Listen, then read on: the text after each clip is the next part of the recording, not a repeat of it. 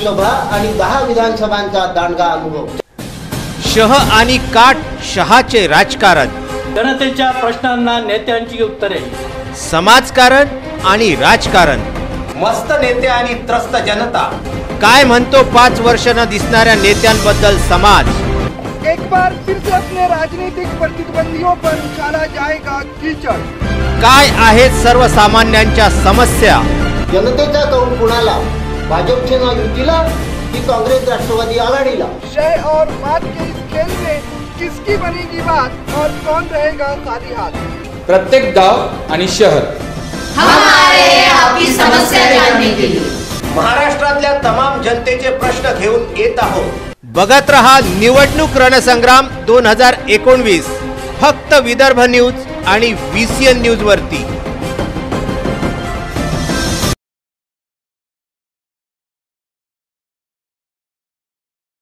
नमस्कार, एक बार फिर से आप सभी का स्वागत है VCN न्यूज़ के इस खास प्रोग्राम रण संग्राम 2019 में। और हमारे साथ आज स्टूडियो में जुड़े हुए हैं एक बहुत ही विशेष कार्यकर्ता जो कि बीते कई सालों से भारतीय जनता पार्टी युवा मोर्चा के लिए अपनी सेवाएं दे रहे हैं।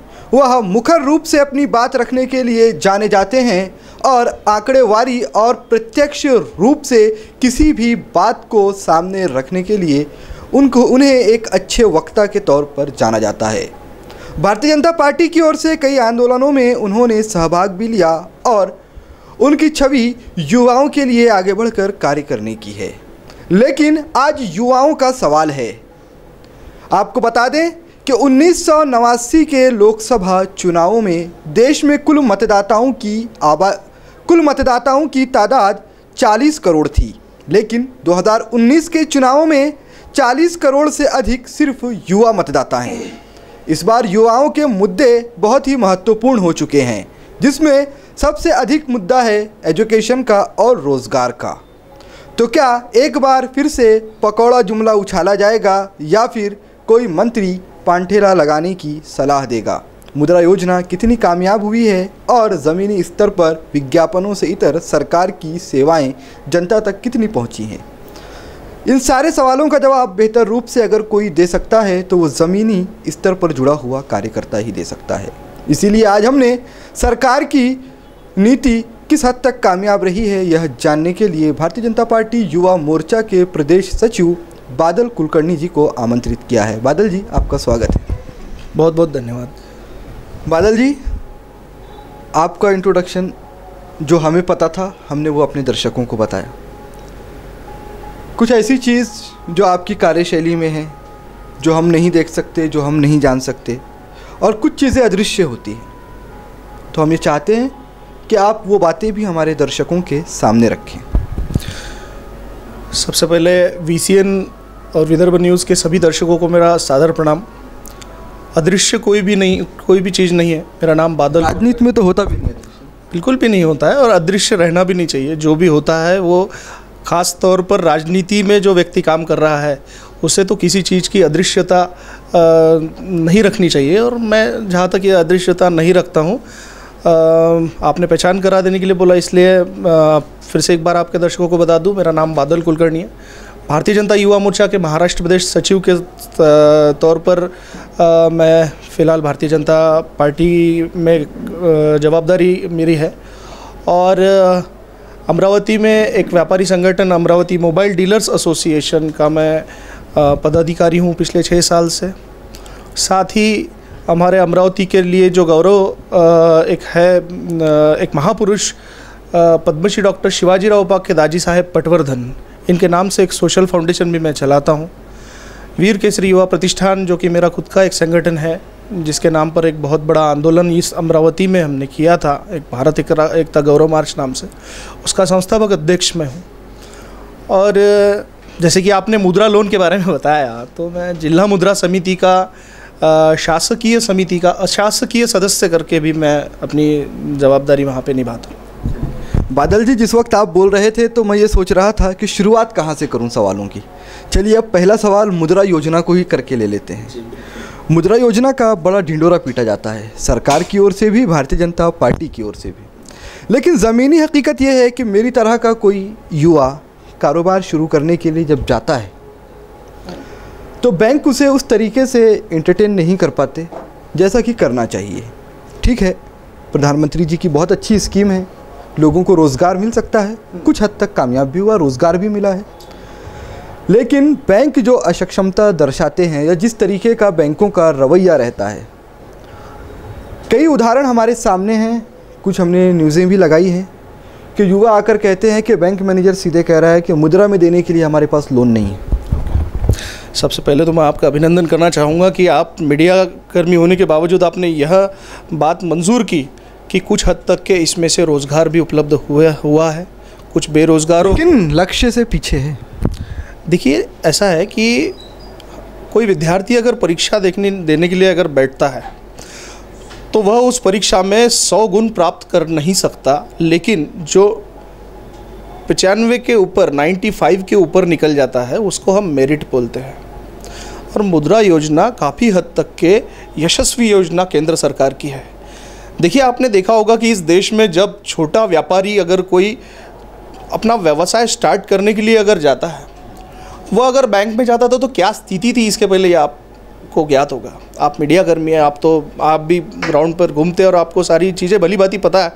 देखिए, वो जाता था तो उसको सबसे पहले प्रश्न किया जाता था कि आपके पास हमको देने के लिए, हमें गिरवी रखने के लिए, मतलब मॉर्गेज देने के लिए आपके पास क्या है, ये प्रश्न पहला होता था या नहीं होता था, आप बताइए। नहीं, वो तो सवाल होता था, अभी भी बैंक पूछते हैं। मेरा सवाल ये है कि ज़मीनी स्तर पर जो समस्या युवाओं को आ रही है, लोन नहीं मिल पा रहा, बैंक सीधे सीधे इनकार कर दे रहे हैं, उससे निपटने के लिए क्या योजनाएं हैं? मैं आगे भी और कुछ सवाल हैं वो पूछूंगा, आप ये बताइए। देखिए, जिला मुद्रा समन्वय समिति जिसके अध्यक्ष हमारे ज़िले के सम्माननीय जिलाधिकारी महोदय उसके अध्यक्ष है, सम्माननीय पालक मंत्री जी के नेतृत्व में, और यह शासकीय समिति जिसमें कि बैंक सेक्टर से जुड़े हुए काफ़ी लोग, सामाजिक क्षेत्र में काम करने वाले काफ़ी लोग, इस समिति का यह गठन किया गया है। इसमें पत्रकार प्रतिनिधि भी है, आपके जानकारी के लिए रहना चाहिए, इसमें पत्रकार प्रतिनिधि भी है एक आधिकारिक स्वरूप में। और यह समिति इसीलिए बनाई गई है, इसीलिए गठित की है कि जो बेरोजगार युवकों को जो प्रॉब्लम्स आ रहे हैं, मैं आपकी बातों से मैं इनकार नहीं करूँगा, क्योंकि देखिए कि सालों साल जो जिस तरीके से ये सिस्टम चलता था कि कोई युवा अगर बैंक में जा रहा है, बैंक ही क्यों, कोई युवा अगर किसी सरकारी ऑफिस में अगर खुद का काम लेके जा रहा है, युवा हो, कोई वृद्ध हो, कोई माता बहनें हो, वो अगर काम लेकर जाते हैं तो अधिकारी उनको पॉजिटिवली उनके साथ में रिएक्ट नहीं करते थे। यह सत्यता है, आज भी वही दोहराया जा रहा है, इससे हम नकारते नहीं हैं इस बात को। लेकिन यह जो समिति गठित की गई है, मेरा आह्वान है आपके चैनल के माध्यम से सभी युवाओं को, और जो लोग इसमें मुद्रा लोन प्राप्त करके रोज़गार या अपना खुद का बिजनेस स्टार्ट करना चाहते हैं, वो मुझसे संपर्क करें। जिला मुद्रा समिति की जिस समय मीटिंग रहेगी, माननीय जिलाधिकारी जी के सामने हम समक्ष वो प्रॉब्लम रखेंगे। देखिए, अमरावती में एक और चीज़ ऐसी हुई कि जिला मुद्रा समिति की जब बैठकें हुई, हमारे यहाँ पहले जो जिलाधिकारी महोदय हुआ करते थे बांगर साहब, उनका ट्रांसफ़र हो गया। कुछ दिन तक के चार्ज खत्री मैडम, यानी जो हमारे जिला परिषद के जो CEO है, उनके पास में चार्ज था। उनके पास में चार्ज रहने के बाद में एक मीटिंग उनके अध्यक्षता में हुई, काफ़ी हद तक के चीज़ें लाइनअप हुई। सेकंड उसके बाद में ओम प्रकाश जी देशमुख आए, उन्होंने काफ़ी हद तक की चीज़ें लाइनअप की। अमरावती में, यानी देखिए, महाराष्ट्र में बहुत कम शहर ऐसे हैं कि जहाँ पे मुद्रा समिति के मुद्रा लोन के यानी भव्य स्वरूप में मेड़ावा हुआ हो। अमरावती में मेड़ावा हुआ है। लाभार्थियों की संख्या मैं आपको बता सकता हूँ। आप परतवाड़ा में जा करके जिस एक व्यक्ति जो है जिसको हाथ नहीं है, उसको हमने एक फिल्म बनाई है, एक शॉर्ट फिल्म है मैंने। हाँ, तो ये सक्सेस है। आप कैसे बोल सकते हैं कि योजना सक्सेस नहीं हुई? किसी को हाथ नहीं है, मुद्रा योजना के माध्यम से अगर हमने उसको हाथ देने का प्रयास किया है तो निश्चित ही केंद्र सरकार की यह योजना यशस्वी हुई है। जी, आप बोल रहे हैं यशस्वी है, लेकिन जितने लोगों को लोन दिया गया और जो आंकड़े लोन के सामने निकल कर आए, अगर उस आंकड़ों को लोन प्राप्त करने वालों की संख्या से डिवाइड कर लिया जाए, मेरी जानकारी के अनुसार 55,000 के करीब औसत वो आंकड़ा पड़ता है। और ये मेरे आंकड़े नहीं, सरकारी आंकड़े। आज के दौर में आप बताइए, आप खुद एक व्यवसाय व्यवसायिक हैं, आपका अपना व्यवसाय है, एक छोटा व्यवसाय शुरू करने के लिए कितनी रकम पर्याप्त होनी चाहिए? देखिए, यह निर्भर करता है वह व्यक्ति क्या व्यवसाय शुरू करना चाहता है। किसी को आलू प्याज की दुकान अगर लगानी हो तो उसको 5 लाख रुपए तो नहीं लगेंगे, बराबर है। किसी को अपनी अगर चाय की एक कैंटीन शुरू करनी हो तो उसको 2 लाख 3 लाख तो नहीं लगेंगे। तो निर्भर करता है कि वह व्यक्ति क्या व्यवसाय शुरू करने वाला है। जैसे मेरे मोबाइल का व्यवसाय मेरा है, अगर उसको मोबाइल व्यवसाय अगर शुरू करना है, उदाहरण बता रहा हूँ, व्यक्तिगत ना ले कृपया, तो मोबाइल की दुकान शुरू करने से वो 50,000 में तो नहीं हो सकता। तो this is the depend upon business कि वह कितना कौन सा बिजनेस स्टार्ट कर रहा है उस पर वह। और इसमें 3 कैटेगरीज दी गई है, शिशु, किशोर और तरुण। तो क्या ये मान लिया जाए कि मुद्रा योजना में जो लोन लिए गए वो इसी तरह के रोज़गार उनसे बढ़े, चाय बेचना, पकौड़े बेचना, जिस तरीके से आपके नेताओं ने कहा था? देखिए, चाय बेचना, पकौड़े बेचना, यह मतलब व्यवसाय नहीं है, ऐसे तो नहीं बोल सकते। मतलब लेकिन बादल जी, मैं अगर LLB किया हूँ या मेरे माँ बाप ने मुझे अगर LLB कराई है, या जिस बच्चे को उनके माँ बाप इंजीनियरिंग कराते हैं, MPhil कराते हैं, जो कुछ भी कराते हैं, तो वो इसलिए तो नहीं कराते ना कि इस तरीके का व्यवसाय करें। तो आपको भारतीय जनता पार्टी के किस मंत्री ने या फिर भारतीय जनता पार्टी के किस आधिकारिक स्वरूप में किसने ये कहा कि LLB करने के बाद में पकौड़े तलने चाहिए? बताइए मुझे। देखिए, कोई बात अगर ऐसी हो जाए कि अगर कोई व्यक्ति फला जगह बेच रहा है पढ़ा लिखा, तो अब उसका हम यही स्वरूप नहीं लेंगे कि उस व्यक्ति ने ऐसे ही बोलना चाहिए था कि LLB किया हुआ पकौड़े बेच सकता है तो भी रोज़गार है, इंजीनियरिंग किया हुआ पकौड़े बेचे तो भी रोज़गार है। उस बात के कई स्वरूप निकलते हैं, लेकिन पुख्ता तौर पर ये बात सभी के सामने है कि उन्होंने कहा था कि अगर एक पढ़ा लिखा युवा भी पकौड़े की दुकान लगाता है तो वो भी तो रोज़गार है ना। देखिए, वो उसका हुनर है। अगर कोई हुनर, और अगर देखिए मेरे खुद के कई दोस्त ऐसे हैं कि जो LLB हो चुके हैं, LLM हो चुके हैं, लेकिन वो उनका घर का व्यवसाय संभाल रहे हैं क्योंकि वो व्यवसाय में उनको रुचि है। पूछते नहीं वो कर रहे हैं, तो वो उस व्यवसाय में उनकी रुचि है इसलिए वो कर रहे हैं। इसमें बुरा क्या है? नहीं, अब किसी एक परिवार में मैं अगर जन्मा हूँ, मेरे यहाँ कपड़ों का कारोबार था, मेरे पापा बुनकर थे, अब अगर वो कारोबार अच्छा खासा चल रहा होता तो शायद आज मैं भी वहीं होता, लेकिन नहीं हूँ। अब एक खानदानी व्यवसाय स्थापित किया हुआ है और कोई पढ़ा लिखा अगर उसी को आगे बढ़ा रहा है, तो आप वही एग्जाम्पल दूसरी जगह कैसे फिट कर सकते हैं? नहीं, देखिए, मैं वही बोल रहा हूँ कि वो अगर उस धंधे में खुश है, उसको पता है कि धंधा सही तरीके से, हमारा यह व्यवसाय सही ढंग से चल रहा है, तो वो उस व्यवसाय को आगे लेकर जाएगा। इसका मतलब ये नहीं है कि वो पढ़ाई ना करे। देखिए, पढ़ाई से बादल जी याद आया मुझे, माफ़ कीजिएगा बीच में रोक रहा हूँ, आपके मंत्री शिक्षा मंत्री हैं शायद, विनोद तावड़े, उन्होंने शिवाजी शिक्षण संस्थान में कहा था एक बच्चे को कि अगर तुम्हारी हैसियत नहीं है तो क्यों पढ़ते हो। देखिए, उनके शब्दों का विपर्यास किया गया, इसके लिए उनका इस पर सुधारित स्टेटमेंट जो है वो आया था, और इस पर आपको मतलब जो कहेंगे कि खुद मंत्री महोदय ने इस पर स्पष्टीकरण अपना दिया हुआ है, इसलिए मेरा उस पर बोलना उचित नहीं है। मेरे ख्याल से आज के दौर में उचित नहीं है। आपके प्रदेश अध्यक्ष राव साहब दानवे जी, वो भी किसानों के लिए अपशब्द का इस्तेमाल कर चुके हैं। देखिए, किसानों के लिए अपशब्द उन्होंने बिल्कुल भी इस्तेमाल नहीं किया था। आप राव साहब दानवे जी का इतिहास निकाल कर अगर देखोगे तो आपको पता चलेगा कि एक पंचायत चुनाव से जीतकर आया हुआ व्यक्ति आज भारतीय जनता पार्टी एकमेव पार्टी ऐसी है कि जिन्होंने ग्राउंड लेवल से, मतलब राव साहब जी का इतिहास देखिए आप, सरपंच के चुनाव से लेकर के तो आज देश में ये उनका तीसरा या चौथा टर्म रहेगा कि जिस वो खासदार बोल के चुनकर आएंगे। प्रदेश के अध्यक्ष है, मंत्री बोल के काम कर चुके हैं, वो उनके संघर्ष को दर्शाता है। लेकिन ये देखिए, जो व्यक्ति संघर्ष से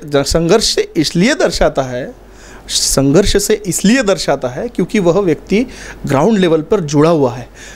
यह एक भाषा का प्रमाण है। बोलते हुए उन्होंने जो बोला उस पर उन्होंने बाकायदा भारतीय जनता पार्टी के महाराष्ट्र प्रदेश के कार्यालय से एक पत्रक भी निकला था। मैं अपने साथ नहीं लाया, मुझे अगर पता होता कि ये सवाल आने वाला तो मैं साथ में लाता था, जिसमें उन्होंने बाकायदा इसके बारे में स्पष्टीकरण दिया है कि वो किस तरीके से उन्होंने क्यों कहा था। और अगर किसानों के बारे में अगर उनके दिल में ऐसा जो वर्ड उन्होंने इस्तेमाल किया था, उस वर्ड को अगर शाब्दिक लिया जाए और वो वर्ड अगर जैसा का वैसा किसानों में अगर गुस्सा होता, तो क्यों राव साहब दानवे जी को इतने बार चुन के देते? पंचायत से लेकर के तो खासदार तक क्यों उनको पहुंचाते? चलिए एक सवाल बादल जी, आप भी युवा हैं, मैं भी युवा हूँ। बिल्कुल। प्रधानमंत्री जी का एक जुमला मुझे याद है कि मैं अपने मुस्लिम भाइयों के हाथों में एक में कंप्यूटर और दूसरे में कुरान देखना चाहता हूँ। लेकिन इन 5 सालों में वो विशेष संप्रदाय बीजेपी से और दूर हुआ है। प्रधानमंत्री जी का नेतृत्व बहुत अच्छा है, इस बात का इनकार करने वाले बहुत कम लोग हैं। भारतीय जनता पार्टी की ज़बान भी एक सभ्यता वाली रही है, लेकिन कुछ छुटभैये ऐसे रहे हैं जो अनाप शनाप बोलते हैं, और शायद उसका खामियाजा अपर नेतृत्व जितना किसी के करीब आने की कोशिश करता है वो खाई घट तो नहीं पाती, लेकिन इस तरह के बोलों से वो खाई और बढ़ जाती है। तो उस पर अपर नेतृत्व का कंट्रोल क्यों नहीं है? क्योंकि आपने कभी ऐसे नहीं बोला। मैं वही आपको बोलने वाला था कि देखिए, हर तरीके के लोग होते हैं, और जो स्टेटमेंट किसी एक आध मंत्री ने या किसी एक आध नेता ने अगर किया तो यह ज़रूरी नहीं है कि वो पार्टी की भूमिका है। भारतीय जनता पार्टी की भूमिका सबका साथ सबका विकास की भूमिका है। यह वोटों का जो हर बार तुष्टीकरण हुआ है, यह केवल कांग्रेस और राष्ट्रवादी और ये जो पार्टियां हैं इनके तरफ से हुआ है।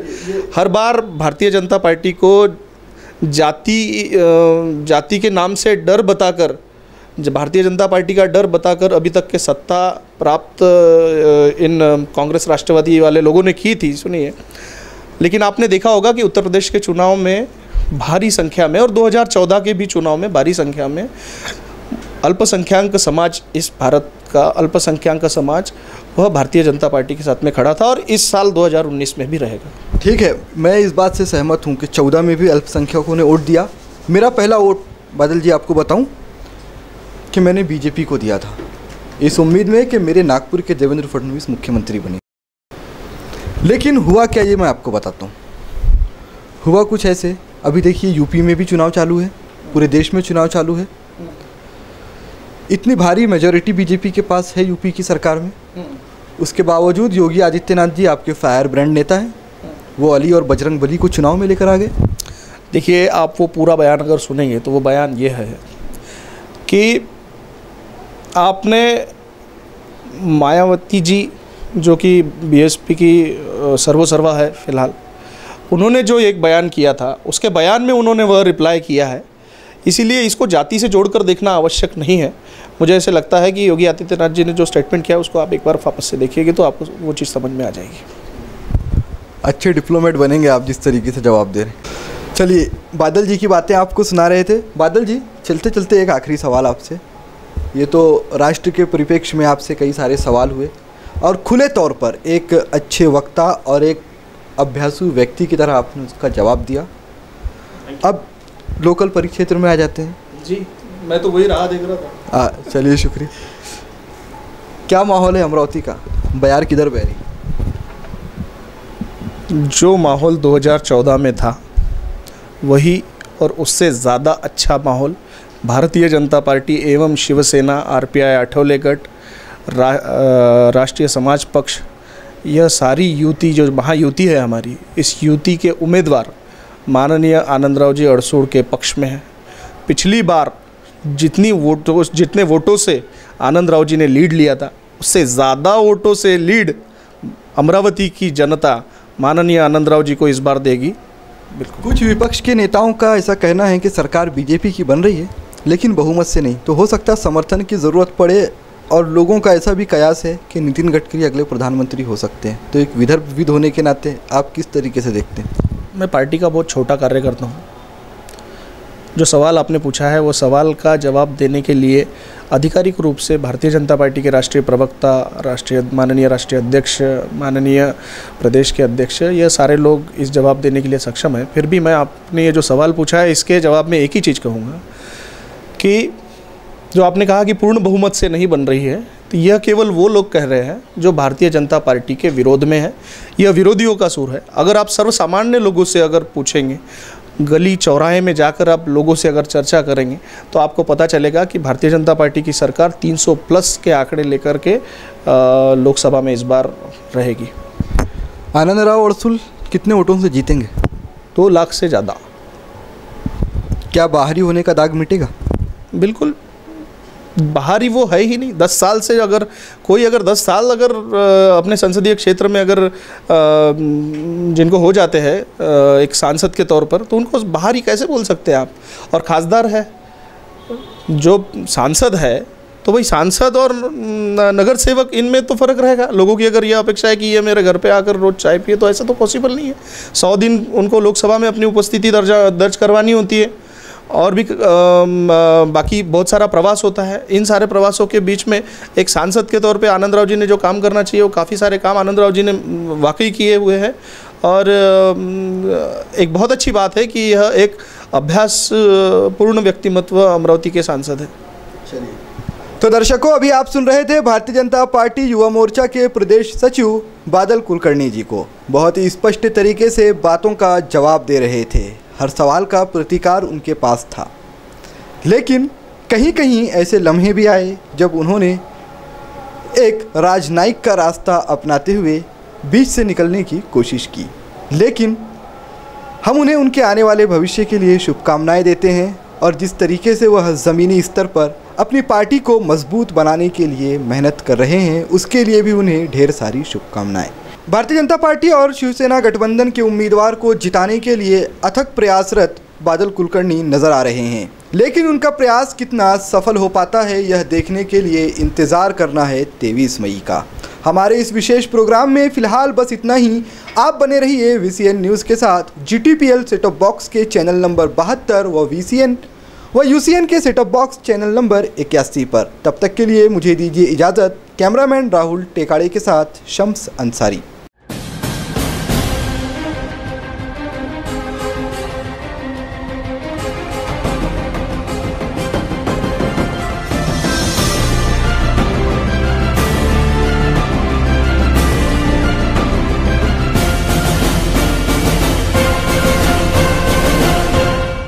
लोकसभा आणि 10 विधानसभांचा दांडगा अनुभव। शह आणि काट शहाचे राजकारण, जनतेच्या प्रश्नांना नेत्यांची उत्तरे, समाजकारण आणि राजकारण, मस्त नेते आणि त्रस्त जनता, काय म्हणतो 5 वर्ष न दिसणाऱ्या नेत्यांबद्दल समाज। एक बार फिर से अपने राजनीतिक प्रतिद्वंदियों पर उछाला जाएगा कीचड़। काय आहेत सर्वसामान्यांच्या समस्या। जनतेचा कौल कुणाला? भाजपचे नाव युतीला की कांग्रेस राष्ट्रवादी आघाडीला? शय और मात के इस खेल में किसकी बनेगी बात और कौन रहेगा खाली हाथ? प्रत्येक गाव आणि शहर हमारे आपकी समस्या जानने के लिए महाराष्ट्रातल्या तमाम जनतेचे प्रश्न घेऊन येत आहोत। बघत रहा निवडणूक रणसंग्राम 2019, फक्त विदर्भ न्यूज आणि VCN न्यूज वरती।